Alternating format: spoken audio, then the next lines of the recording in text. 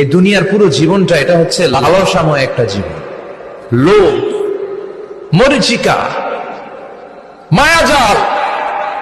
এই মায়াজালে আমরা আটকে আছি, ফলে মৃত্যুর কথা আমরা ভুলে গিয়েছি। পাগলের মতো ছুটছি, আরো টাকা লাগবে, আরো খ্যাতি লাগবে, আরো যশ লাগবে, আরো দাপট লাগবে। আমার এত টাকা দিয়ে কি হবে? এত সম্পদ দিয়ে কি হবে? এত ব্যস্ততা দিয়ে কি হবে? তোমার স্টপ, থামুন, অনেক হয়েছে। আম্মা থামুন, take a rest and think about death. Think that you have to go back to your Lord. একটু বসেন না, একটু ভাবেন যে আমাকে চলে যেতে হবে, চলে যেতে হবে। এই কোলাহল, এই ব্যস্ততা, এগুলো থাকবে, থাকবো না আমি। সাইয়েদনা ওমর ফারুক বলেছেন, মুতু ক্বাবলা আন তামুতু, মরার আগে একবার মরো।